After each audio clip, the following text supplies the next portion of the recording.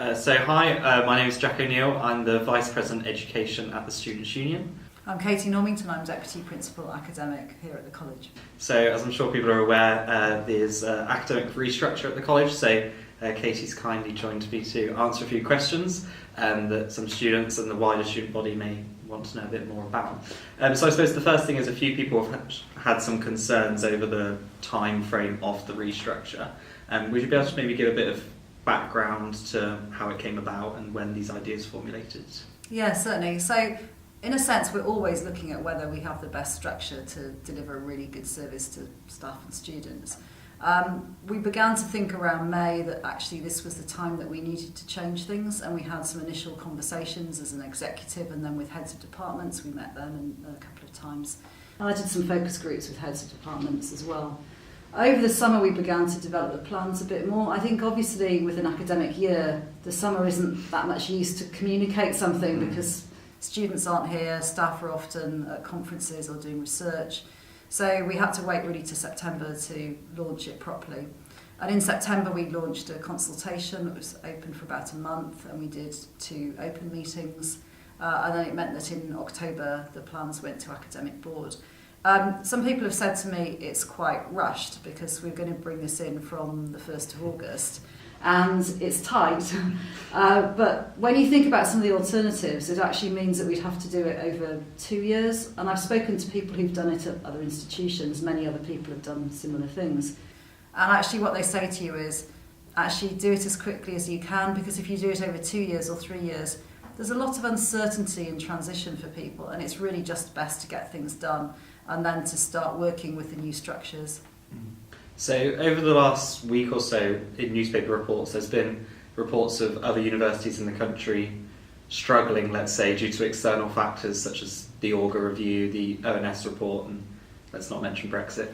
How much was that an influence in changing Royal Holloway as well? I mean, first I'll just say something about that sort of press coverage, and you're right, there's so much of it at the moment about universities being in very large deficits. And it's true that those universities will, on a sort of annual operation, have had more expenses than they have had income. But they've all got very good cash reserves, so they've all got kind of good savings in the bank, as it were. So I think there's a sort of sense of the newspapers wanting to create, a real sort of storm over this. So I think just to say, actually, most of those institutions are actually pretty stable. But aside from that, yeah, we're always thinking about how we can best serve the university and what's needed. And of course, we're aware of going into just the things that you've mentioned. Not only those things, but also there's a dip in the number of 18-year-olds who are around at the moment. There's a lot of emphasis on whether degrees are the right things for people to do or whether they should be doing alternative qualifications. So it does mean that we are in a time when we've got to be able to plan and respond. And I think certainly with our new structure, we will be much more agile and be able to respond more quickly to an external environment. So in terms of that, of adapting to the external environment, over the last few years, there's been a lot of big investments at the college. So obviously the Emily Warren Davison Library, a School of Law, physics cleaning rooms. How much will this restructure enable further investments to help students? I mean, they're a bit linked, but perhaps not as linked as your question suggests. Yes, it's great. We have been able to do the new library, the Schilling building as well, and the new George Eliot residencies. We tend to do those through borrowing, so that's slightly different from the sort of annual operation that we have, although we do also top that up from annual operation funds from the surpluses that we try to make so that we can keep those facilities cutting edge. And this will slightly help that, but it doesn't change the huge picture of that. The bigger picture of that is how we actually use our kind of whole financial leverage. So they're slightly linked, but probably not as much as perhaps that suggests. So in the motivations, let's say, and also the aimed results for the restructure, there's been a lot of mention that it will improve student experience. Would you mind just going into a bit more detail about what elements and how that will actually improve the student experience? So I think, first of all, that term student experience, I mean, what we mean by that is really the sense of the whole student journey from when you get onto campus in your first year or first term if you're a master's student, and then you actually get to graduation. So that's the sort of journey we're aware of. there's lots of things that feed into that journey. So some of it obviously is the academic experience that you have, the actual teaching, the assessments that you do, the feedback you get on that. But there's a whole other strand which it sits around that, which is around how you're given support for doing those courses administratively, help through course choices.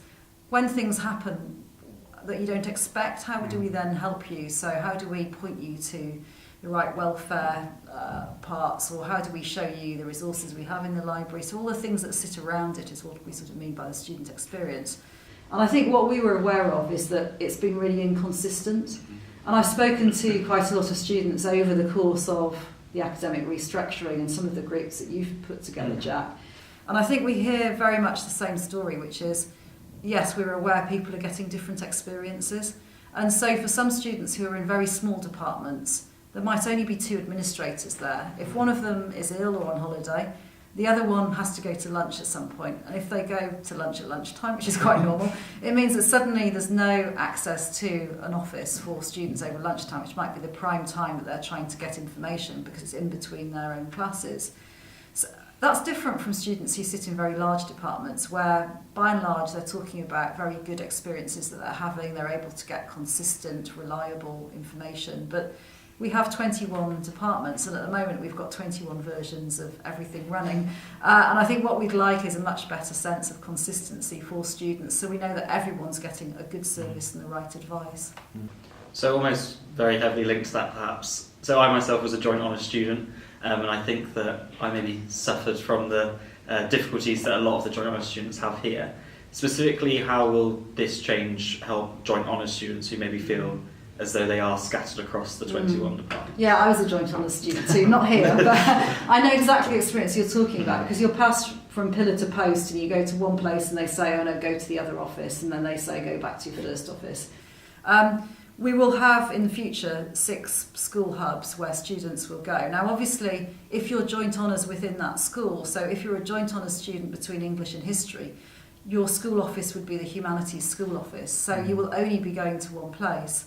It's slightly more complicated if you are doing something like politics and history, because it will be over 2 school offices, but those school offices will have the same processes going on in them, which we don't have at the moment. So in actual fact, you should be able to go to one office and they should be able to deal with everything for you, instead of this sort of sense that sometimes people say, oh, it's someone else's responsibility. And I know that Caroline Beck, who's designing all the processes, is very keen to make sure that we have consistent processes amongst those 6 schools.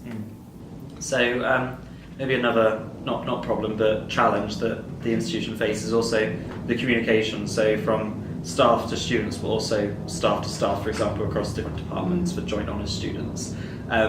Was that, I suppose, a motivation to improve, but also how do you think that the restructure will greater benefit the communication between staff as well?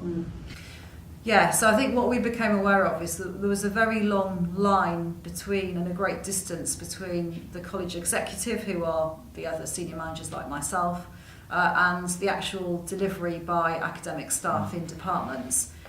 Often that communication goes through a lot of different routes, and I think we're aware it gets caught and things never come up or never go down. In the new version, we will have heads of schools who will be directly responsible for communicating things to departments, but those heads of schools will be sitting on our main executive body as well, so they'll be getting to feed into our views, but also to hear back what those views are and take them directly back. So we do hope that it will improve the communications link between those 2 parts.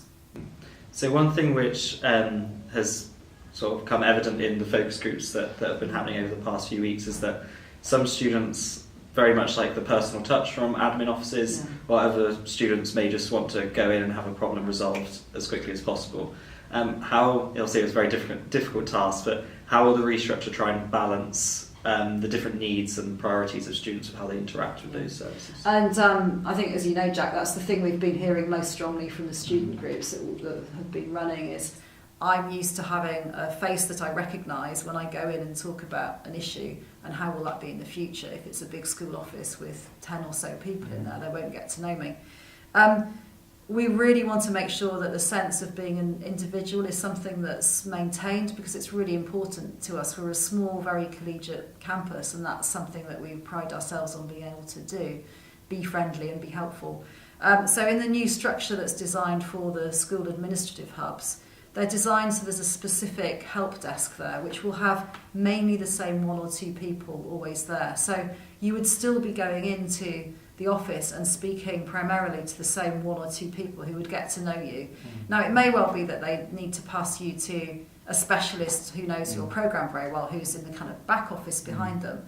But you'd be dealing, first of all, with the person who knew how to deal with a whole range of topics and was trained specifically to help students in that way. I suppose, lastly, to round things off, what are the next steps with the restructure? So obviously you explained how it's been going on from the summer now.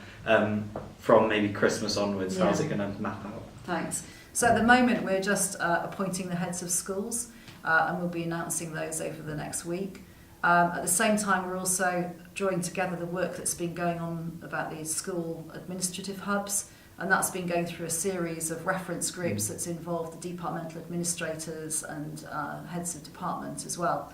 We're drawing all that together so that in the new year we'll be able to sort of take it a stage further forward and be able to talk more about specifically what these things will look like.